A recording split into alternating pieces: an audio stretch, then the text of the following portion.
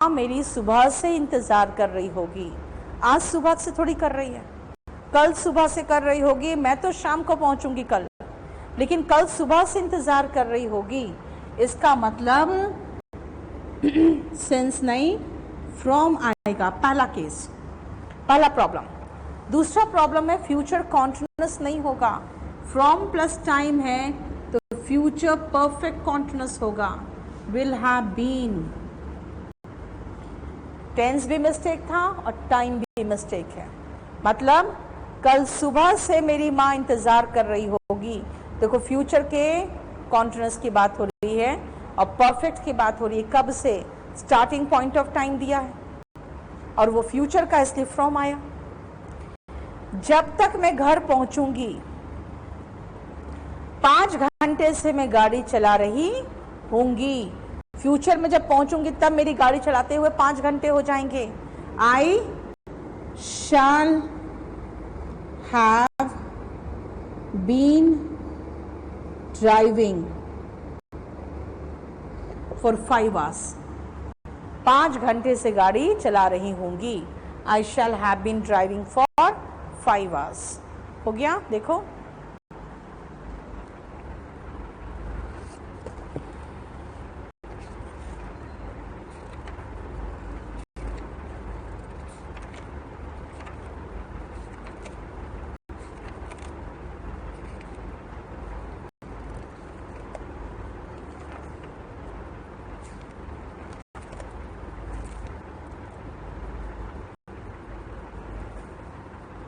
so we are now at the end of, you can say, the chapter tense. अब हम लोग वापस चलेंगे कंडीशनल सेंटेंस में, क्योंकि कंडीशनल सेंटेंस हमने सब तरह के देख लिए हैं। लेकिन कंडीशनल सेंटेंस को एक बार रफ तरीके से फिर से, जो छोटे मोटे चीज़ें हैं, एक्सेप्शनल चीज़ें हैं, वो ख़त्म कर लेंगे। सो टेंस ओवर हो गया। कहीं से कुछ क्वेश्चन पूछना है तो पूछो। My mother will have waited, मतलब इंतजार कर चुकी होगी। कर चुकी होगी थोड़ी, कर रही होगी ना सुबह से।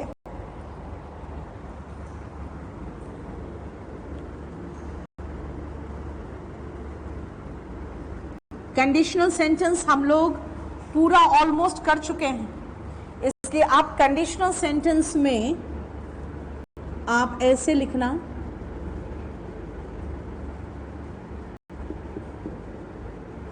एक चार्ट बना लेना, क्योंकि ये आपको रिवाइज करने में खाली हेल्प करेगा। वरना टेंस के बीच में हमने सारा कंडीशनल खत्म कर दिया है।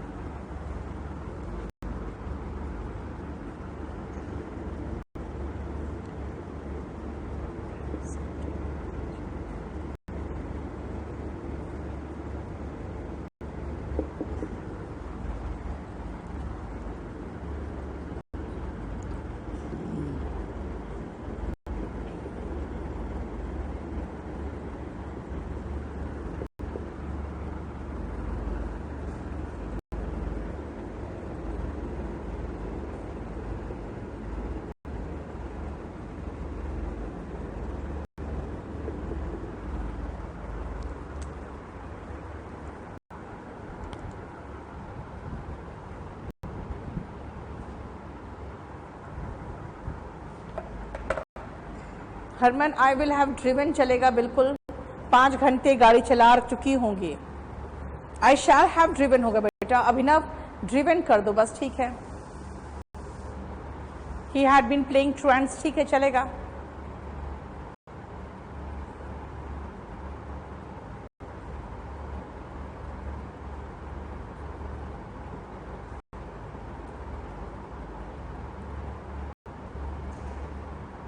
विनीत, मैं आपको 3 ही दिन तो सप्ताह में पढ़ा रही हूँ, मंडे फ्री कैसे दे सकती हूँ बताओ। इसीलिए आप लोग, अभी आपके पास 2 दिन हैं, अच्छे से कंप्लीट कर लो। कोई प्रॉब्लम हो तो मंडे को पूछ लो।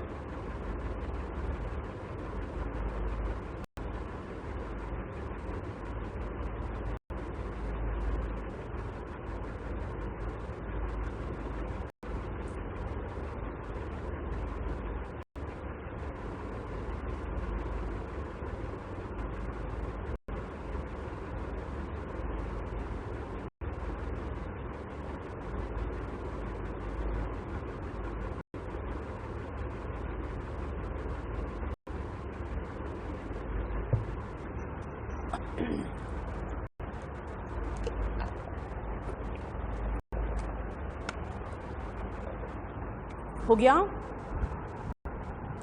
8th सेंटेंस सिंपैथाइज के साथ बिताता है, कंसिस्ट के साथ ऑफ और इन दोनों आता है अनुज, वो आपको प्रेपोजिशन में बताएंगे। चलो प्रेजेंट कंडीशनल सेंटेंस बोलोगे आपने पढ़ाया ही नहीं था। मैंने प्रेजेंट कंडीशनल सेंटेंस में याद करो ये पढ़ाया था। इसका मैंने कहा था जब किसी एक्शन के कंप्लीशन पे जोर होता है तो हम प्रेजेंट परफेक्ट टेंस लगाते हैं सिंपल प्रेजेंट टेंस की जगह पे, वरना अगर फ्यूचर कंडीशनल में आएंगे तो मैं ये कहूंगी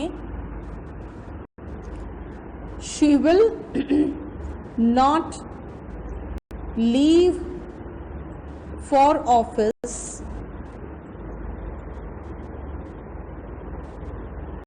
है ना, she will not leave for office if she doesn't, देखो सिंपल प्रेजेंट टेंस आ रहा है, if she doesn't complete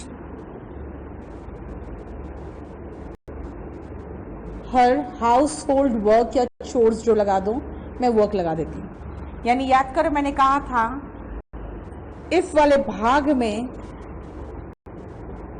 simple present tense होता है और सेकेंड भाग में सिंपल फ्यूचर टेंस होता है, ये है ना। इफ वाले भाग में सिंपल प्रेजेंट टेंस होता है और जो दूसरा भाग होता है उसमें सिंपल फ्यूचर टेंस होता है, ये बताया था मैंने। फ्यूचर कंडीशनल में क्या बताया था, अगर दो कार्य भविष्य में एक के बाद एक हो तो first action simple present tense में होता है और दूसरा सिंपल फ्यूचर टेंस में होता है। लेकिन प्रेजेंट परफेक्ट टेंस में कराया है मैंने क्या, कि जब किसी एक्शन के कंप्लीशन पे जोर हो तो हम सिंपल प्रेजेंट टेंस की जगह पे प्रेजेंट परफेक्ट टेंस लगा देते हैं, है ना। यानी फ्यूचर कंडीशनल में अगर शी विल नॉट लीव की जगह पे मैं ये लगा दूं शी डज नॉट लीव, ये भी तो चलेगा, नहीं जाती है जब तक काम खत्म नहीं होता है तब तक। लेकिन मैंने क्या किया, काम नहीं खत्म होता है तब तक पे जोर दे रही हूं तो मैंने शी हैज कंप्लीटेड लगा दिया। यानी प्रेजेंट परफेक्ट टेंस कहां आता है कंडीशनल सेंटेंस में, सिंपल प्रेजेंट टेंस के स्थान पर, कब, जब एक्शन के कंप्लीशन पे जोर होता है तब। चलो आगे देखो, यहां पे कहोगे ये तो कुछ नहीं पढ़ाया था, इसलिए नहीं पढ़ाया क्योंकि टेंस में पढ़ा चुकी हूं, और इसलिए नहीं पढ़ाया कि जब हमारा ट्रांसलेशन करके सेंटेंस सही होता है ना तो क्वेश्चन नहीं आता। ट्रांसलेशन करके सारे सेंटेंसेस सही हो रहे हैं, कैसे, अगर मैं आती हूं तो आपसे मिलती हूं, मेरा रूटीन है, प्रेजेंट रूटीन क्या है, मैं आती हूं तो आपसे मिलती हूं। अगर कह रहे हो कि तुम उसका इंतजार कर रहे हो ना तो बाद में आना, अगर तुम उसका इंतजार कर रहे हो कंटिन्यूस, बाद में आना, कम लेटर। अगर तुमने काम खत्म कर लिया है, एक्शन के कंप्लीशन पे जोर होता है तो क्या लगता है, प्रेजेंट परफेक्ट। तो आप जा सकते हो, परमिशन देने के लिए मे लगाते हैं, जैसे क्लास में परमिशन लेने के लिए मे लगाते हैं ना, मे आई कम इन सर, तो मैं कह रही हूं यू मे गो, जा सकते हो।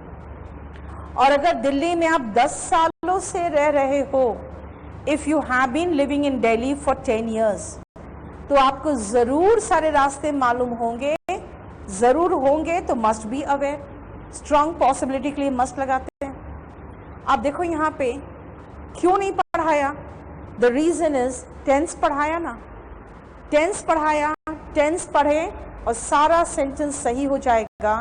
क्यों, अगर मैं आती हूं सिंपल प्रेजेंट टेंस, अगर वेट कर रहे हो प्रेजेंट कॉन्टिन्यूअस टेंस, अगर काम खत्म कर चुके हो प्रेजेंट परफेक्ट टेंस, अगर दिल्ली में 10 सालों से रह रहे हो प्रेजेंट परफेक्ट कॉन्टिन्यूअस टेंस। क्या है नया चीज उसमें, वही तो है जो पढ़ाया हुआ है टेंस में। इसलिए इनसे क्वेश्चंस नहीं आते, क्यों, क्योंकि ये सारे ट्रांसलेशन वाले हैं, ठीक है। he had read नहीं होगा, he will have read होगा, क्योंकि by the end of his vacation का मतलब हो गया कि वेकेशन खत्म नहीं हुआ है। ये तीनों हटा दो, बस समझ में आ गया ये पूरा। ये हमारा प्रेजेंट कंडीशनल था। अब आते हैं प्रेजेंट इमेजिनेशन में।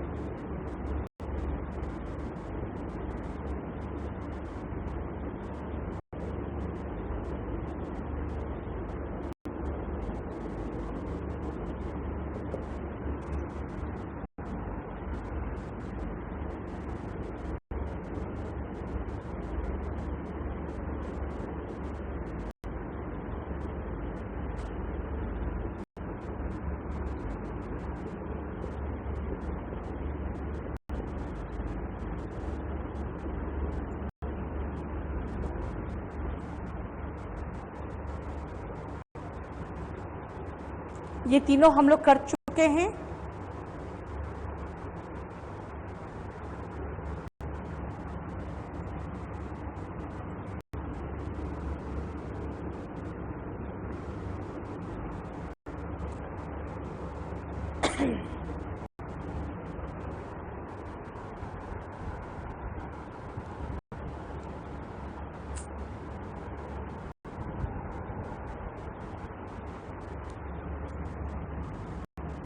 If I were a bird, I would fly.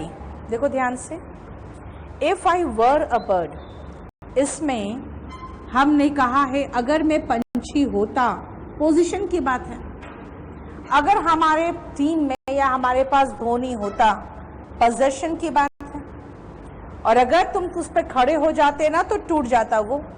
यहाँ पे एक्शन या स्टेट की बात है। अगर मैं उसको जानती, वो स्टेट हो गया। एक्शन अगर खड़े हो जाते तो ये एक्शन है ना, और स्टेट होता अगर मैं उसे जानती तो। दिस मीन्स इन तीनों में देखो एक ही चीज़ है कि इसके नीचे लिखना, मेरे पास नीचे जगह नहीं, मैं ऊपर लिख रही हूँ, आप इसके नीचे लिखना। इसका फॉर्मेशन है if plus subject plus word, a bird यानी कि ऑब्जेक्ट। आई वुड फ्लाई,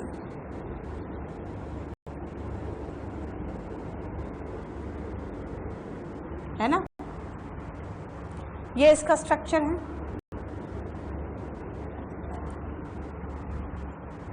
है ना।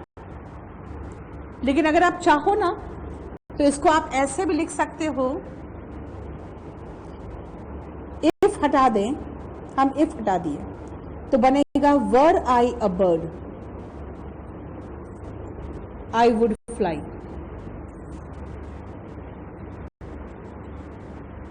ये चलेगा, नीचे लिखते चले जा रहे हो, were I a bird I would fly, मतलब इन्वर्जन पॉसिबल है।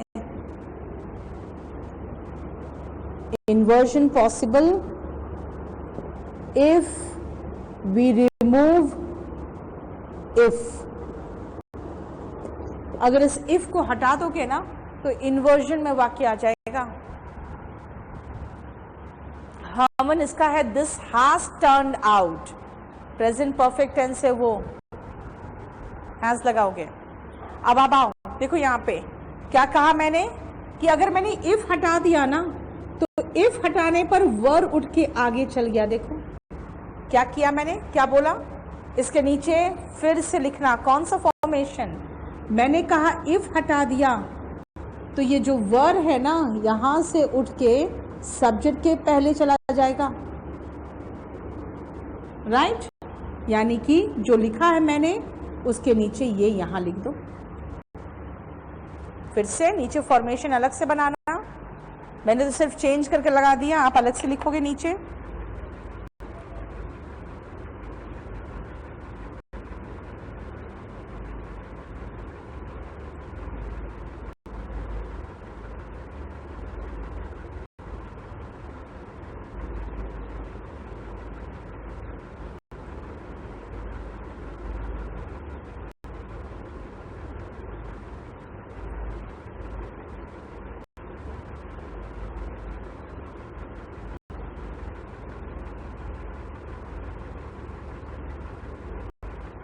ठीक है, चलो ये हमारा फर्स्ट फॉर्मेशन हमें समझ में आ गया कि इफ आई प्लस वर, सभी सब्जेक्ट के साथ वर आता है, लेकिन इफ हटा दोगे तो वर उठ के आगे चल जाएगा, मीनिंग सेम है, इन्वर्जन पॉसिबल है। लेकिन आप सेकेंड में आओ, मिटा दूं,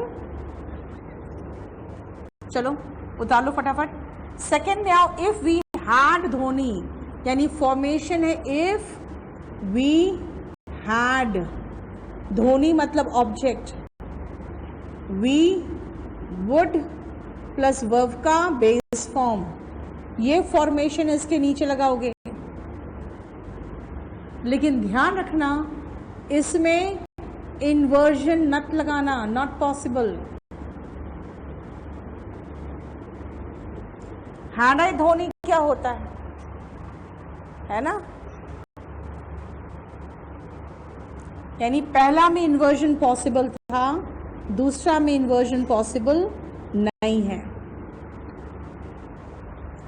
तीसरा, if you stood on it, if you stood का मतलब हो गया कि कोई भी ऑप्शन में देखोगे ये वर्ब का सेकेंड फॉर्म आएगा, यानी मिला जुला के देखोगे कि if plus subject plus verb का सेकेंड फॉर्म है।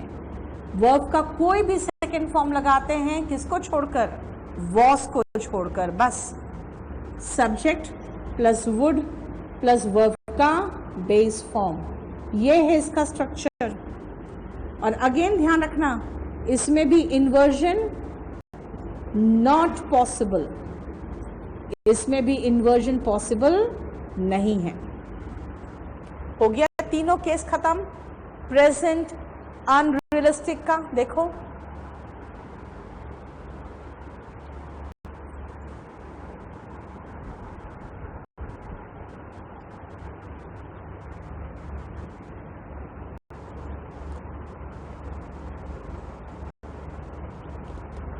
बोलो कोई problem? So we have finished क्या कंडीशनल सेंटेंस का प्रेजेंट भी। क्या था प्रेजेंट में? कुछ नया नहीं था, टेंस ही था। अनरियलिस्टिक क्या नया था? कुछ भी नहीं, सब पढ़ चुके हैं। खाली इतना याद रखना है कि एक जो पोजीशन वाला है उसमें इन्वर्जन होता है, बाकी का कोई इन्वर्जन नहीं होता। ये सब कुछ हम कर चुके हैं, है ना? अब आओ पास्ट अनरियलिस्टिक की बात कर दे, ठीक है?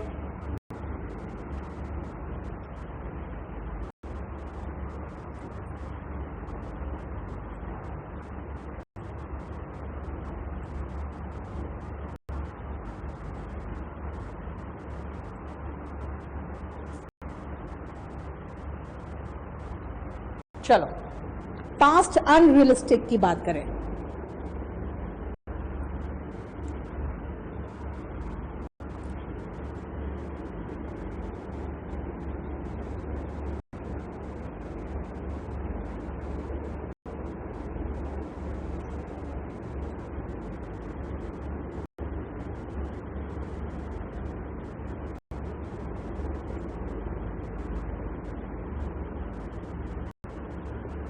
ये है if I had seen you, had plus V3, I would have helped you, subject plus would have plus V3। इसका मतलब है कि अनरियलिस्टिक रह गया, मैंने देखा ही नहीं आपको, मैंने आपको देखा ही नहीं। ये पास्ट अनरियलिस्टिक का फॉर्मेशन है, देख लो, राइट। और फ्यूचर कंडीशनल तो बहुत डिटेल में पढ़ चुके हैं। एक एग्जाम्पल और ले लो।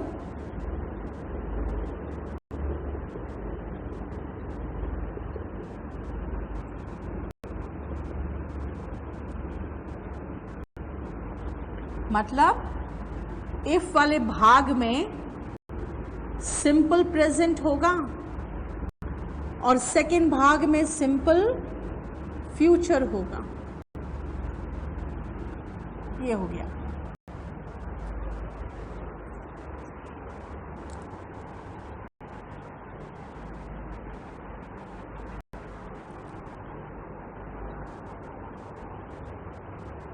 है ना, समझ में आ गया। ये हमारा कंडीशनल सेंटेंस खत्म है। अब कंडीशनल सेंटेंस खाली खत्म करने से नहीं होगा। क्या कहा मैंने? एक फॉर्मेशन था सब्जेक्ट वाले भाग में V2 हो, इफ वाले भाग में अगर V2 हो, वॉस खाली नहीं होगा तो सेकेंड भाग में वुड प्लस V1 होगा। ये फॉर्मेशन याद रखना, वुड प्लस वर्ब का बेस फॉर्म। दूसरा, इफ वाले भाग में हैड प्लस V3 हो तो दूसरे भाग में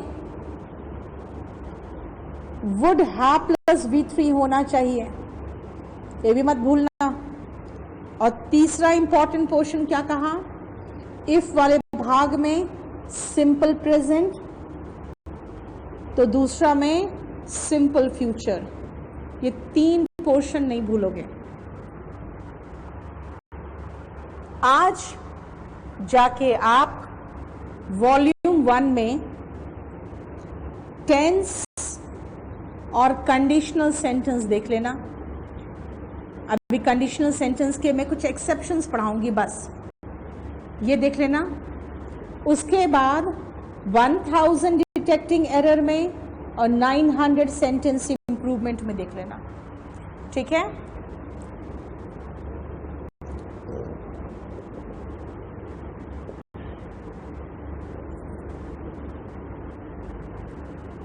सारे क्वेश्चंस हो जाएंगे, सभी के सभी क्वेश्चंस होंगे, लेकिन अभी पहले कुछ सेंटेंसेस करो।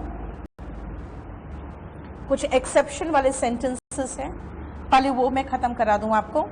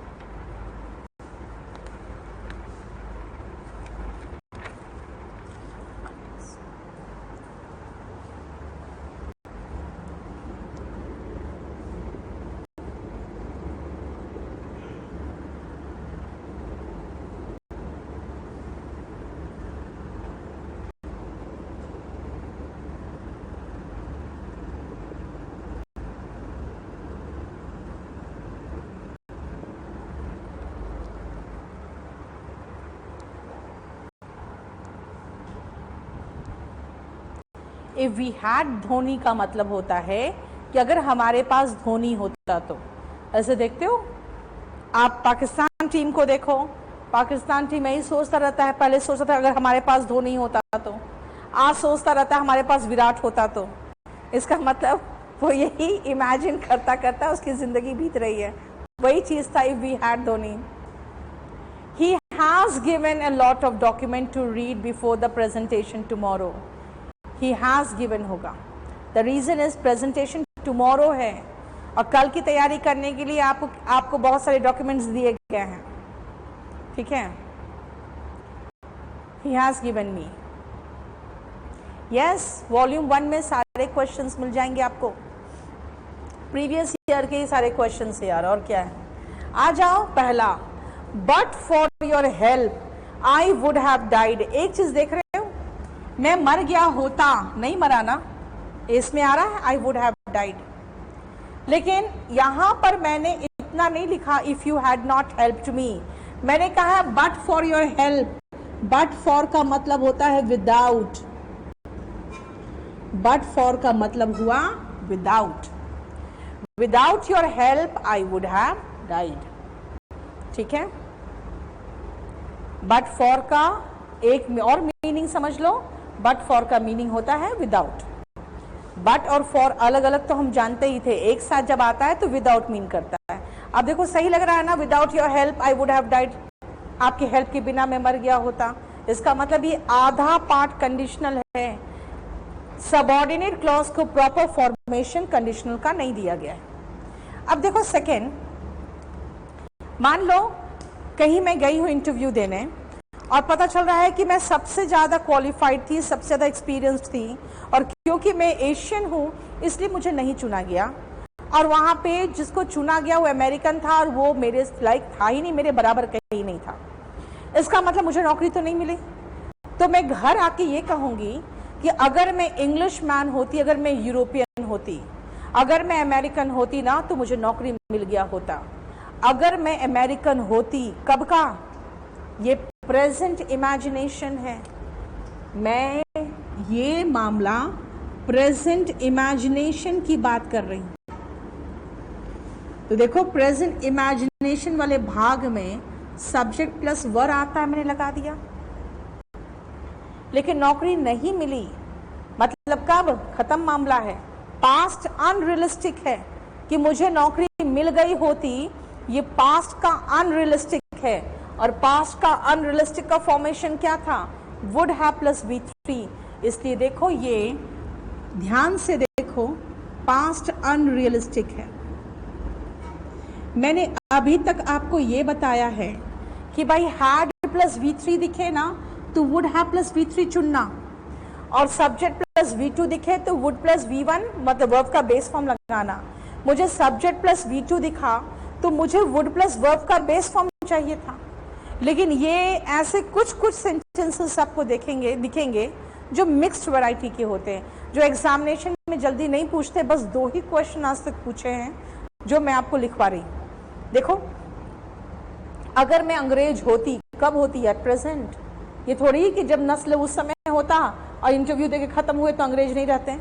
अगर मैं यूरोपियन होती तो मुझे नौकरी मिल गई होती, नौकरी नहीं मिली वो पास्ट है, और अंग्रेज होती वो प्रेजेंट इमेजिनेशन है। अब आओ इसमें, अगर तुमने मेरी सहायता नहीं की होती, मतलब कर दिया ना, तो ये पास्ट अनरियलिस्टिक है। देखो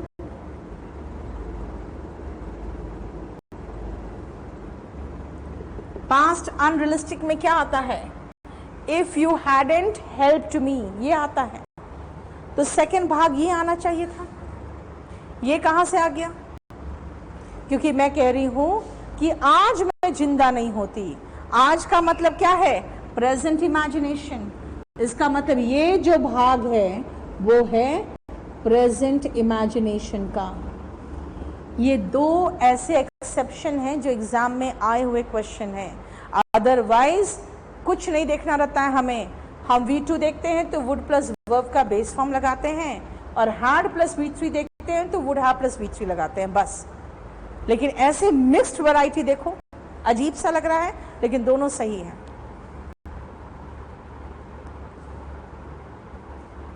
would have won the match लगाओगे ना बेटा, तो लगाना पड़ेगा if we had Dhoni, had plus V3 चाहिए ना, तो 2 हैड आ जाएगा, फिर हैड प्लस V3।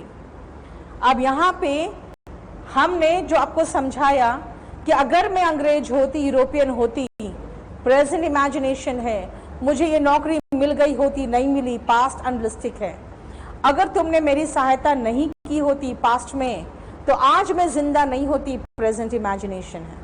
इसीलिए दोनों सेंटेंस सही है, हालांकि इसमें इसका जोड़ा इसके साथ और इसका जोड़ा इसके साथ बन रहा है, फिर भी सही है। अब आप फोर्थ तो इन्वर्जन वाला केस है। मैं कहूंगी unless you work hard you will not pass. आप देख रहे हैं वर्क हार्ड कर ही नहीं रहे हो और उम्मीद कर रहे रिजल्ट का, तो मैं इस बात पे जोर दूंगी कि जब तक मेहनत नहीं करोगे ना तब तक सफल नहीं होगे।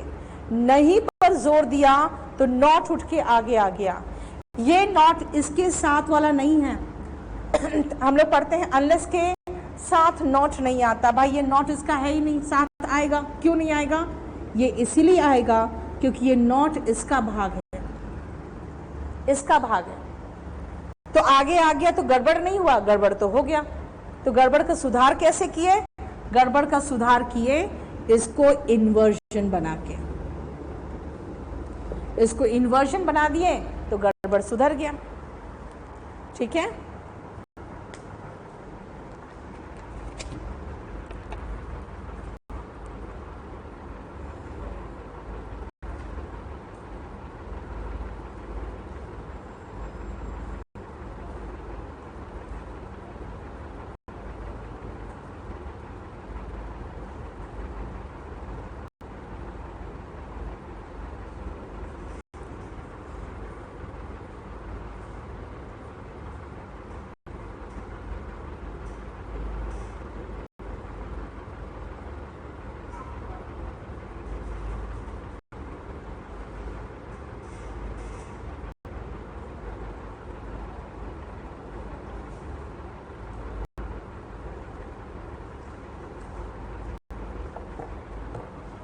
बोलो कोई प्रॉब्लम यहां तक?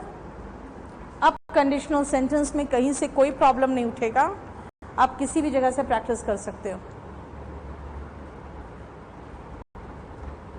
सब हो गया, मिटा दो।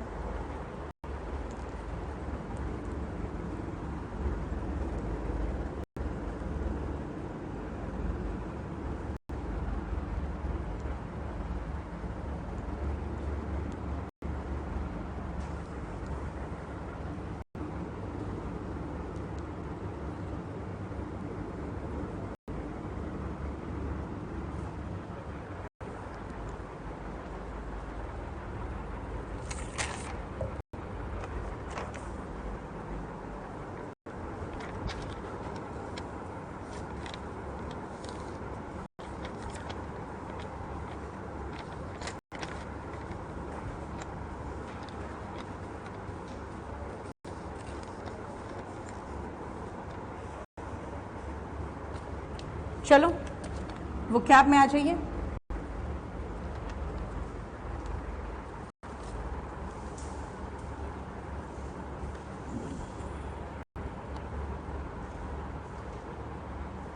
राम नारायण, कोई प्रॉब्लम है तो पूछ लो।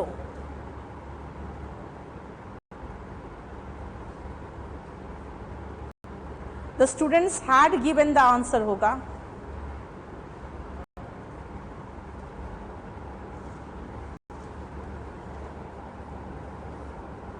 Had been an English man नहीं होगा। आप पुराने के लिए इमेजिनेशन नहीं करोगे, इमेजिनेशन करोगे तो अभी।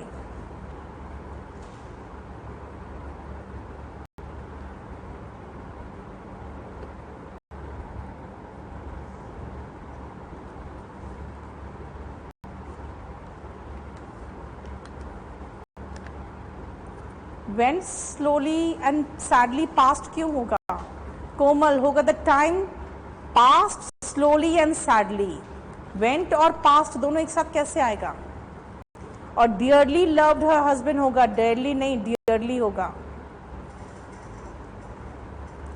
She will have already returned home होगा। व्हेन ही अराइव्स, जब तक वो आएगी तब तक वो पहुंच चुका होगा। She will have already returned home होगा। Yes Chandan, 1000 detecting error and 900 sentence improvement है। राम नारायण, क्या नहीं समझ में आया मुझसे पूछिए आप।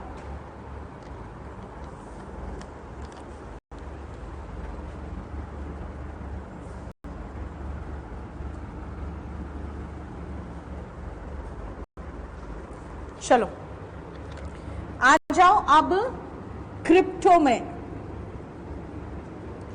क्रिप्टो, जब भी क्रिप्टो वर्ड देखो समझ जाओ हिडन की बात हो रही है, छिपा हुआ की बात हो रही है।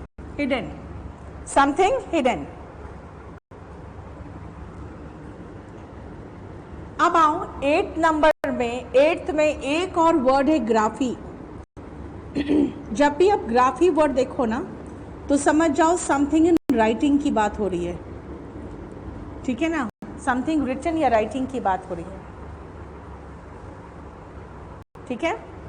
तो क्रिप्टोग्राफी होता है राइटिंग ऑफ सीक्रेट कोड्स।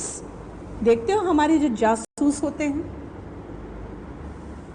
आपने अगर राजी पिक्चर देखा है तो राजी पिक्चर में देखा होगा कि राजी पिक्चर में वो क्रिप्टोग्राफी करती थी और इंडिया भेजती थी, कोड्स में लिख के भेजती थी। वो ऐसे कोड्स होते थे ना जिसको कोई पढ़ के समझ नहीं सकता था, लेकिन उसको लिखने में भी उसको छुपाना पड़ता था, क्योंकि कोई भी किसी के हाथ लगता वो कोड तो समझ में नहीं आता, लेकिन वो तो मारी जाती। तो इसलिए क्रिप्टोग्राफी क्या था, वो जो लिखती थी ना वो क्रिप्टोग्राफी होता था। लेकिन एक बात याद करो, वहाँ जाने से पहले, अगर आप राजी पिक्चर देखे हो, वहाँ जाने से पहले उसका कुछ ट्रेनिंग दी गई थी और कुछ बताया जाता था कि ये लंबा पॉज हो या छोटा पॉज हो या एक डॉट हो, इसका क्या मतलब होता है। यानी कि जाने से पहले उसको सिखाया गया था। तो आ जाओ सीधा वर्ड 14 में, क्रिप्टोलॉजी। लॉजी जहां भी देखो समझ जाओ पढ़ाई की बात हो रही है, पढ़ने की बात हो रही है। This is study of cryptography.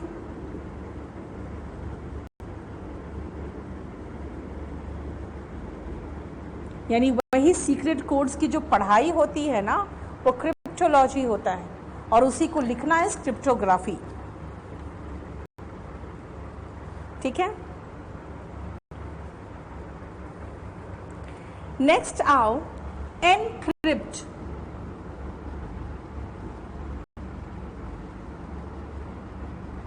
Encrypt is verb और एनक्रिप्टेड हो जाता है तो वो एडजेक्टिव बन जाता है। एनक्रिप्ट, क्रिप्ट में चेंज करना इज एनक्रिप्ट, इसका मतलब हो गया to change into secret codes.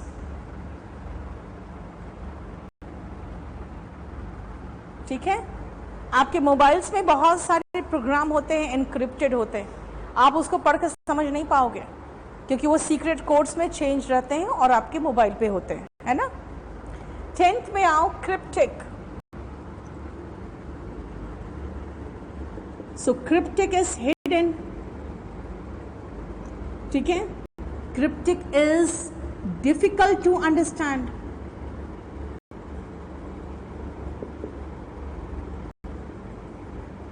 ये एडजेक्टिव है।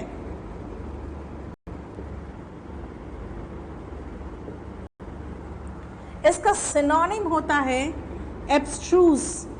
हालांकि एग्जैक्ट मीनिंग एब्स्ट्रूस नहीं होगा इसका, लेकिन फिर भी एब्स्ट्रूस का भी मीनिंग होता है डिफिकल्ट टू अंडरस्टैंड। मान लो मैंने अपनी लैंग्वेज में कई सारे ऐसे वोकैबुलरीज यूज कर दिए जो आपके समझ में ना आए, तो कहोगे ma'am you are using abstruse language, है ना। लेकिन अगर मेरे वर्ड्स को डिक्शनरी में ढूंढोगे तो मिल जाएगा। तो मेरा वर्ड भी डिफिकल्ट टू अंडरस्टैंड है, लेकिन वो डिक्शनरी में तो मिल रहा है। लेकिन क्रिप्टिक क्या होते हैं, हिडन होते हैं, इसलिए वो अगर आप डिक्शनरी में ढूंढोगे भी तो नहीं मिलेगा, सॉरी क्रिप्टिक है, आपको डिक्शनरी में नहीं मिलेगा, है ना। तो वही क्रिप्ट देख लो, क्रिप्टो से बना हुआ है cryptic, hidden and difficult to understand, ये हो गया। ठीक है,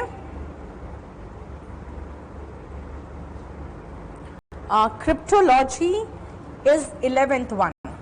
क्रिप्टोलॉजी की बात हो रही थी, 11th वाला था, हो गया। देन आओ 12th नंबर में क्रिप्टोनिम। देखो क्रिप्टो इज हिडन और निम वर्ड जहां दिखे ना समझ जाओ नेम की बात हो रही है। नेम जहां दिखे समझ जाना है क्या, नेम की बात हो रही है। यानी हमारे जासूसों को देखते हो एक सीक्रेट नाम दिया जाता है ना, वो उसके क्रिप्टोनिम होते हैं, दैट इज सीक्रेट नेम।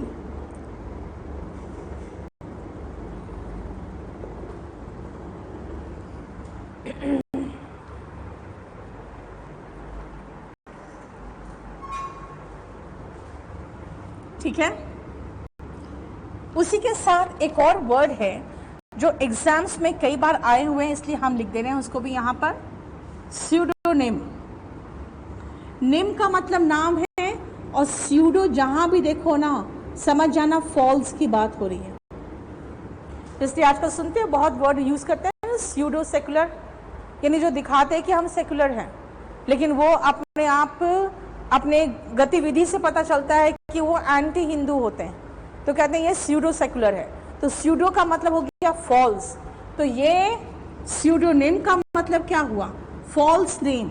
ये जनरली ऐसे नाम होते हैं जो राइटर्स अडॉप्ट कर लेते हैं, एज्यूम कर लेते हैं खुद के लिए, और उस नाम से वो किताबें लिखते हैं। ठीक है, तो उनकी अपनी आइडेंटिटी भी छिपी रहती है और किताब की बिक्री से उनको पैसा भी मिलता है। तो pseudonym is a false name.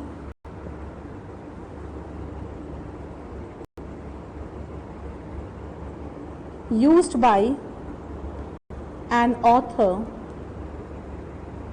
is pseudonym.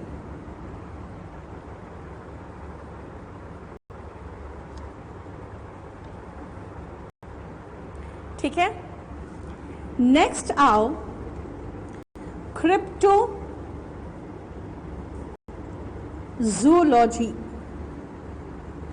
क्रिप्टोजूलॉजी, देखो क्रिप्टो का मतलब तो हो गया जो मैंने अभी समझाया आपको, हिडन।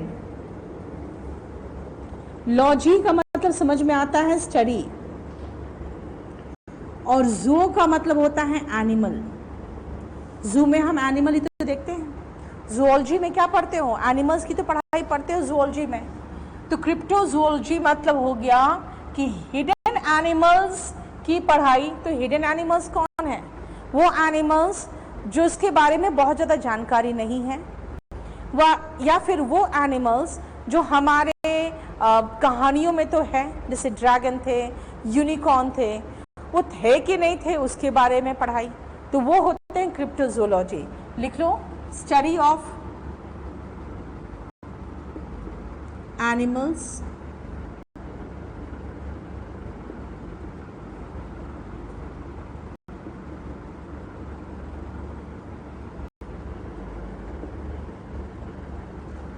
ठीक है।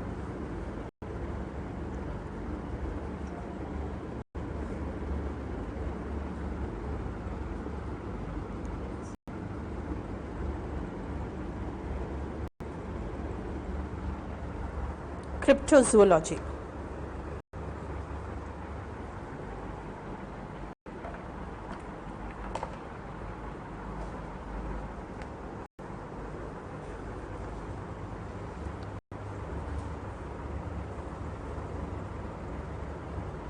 ठीक है। देख लो 8 से लेकर जो 14 तक है वो कंप्लीटली आपका क्या है, क्रिप्टो से रिलेटेड वर्ड है, राइट। बस इतना ही रहने दो, नेक्स्ट क्लास में करेंगे आगे।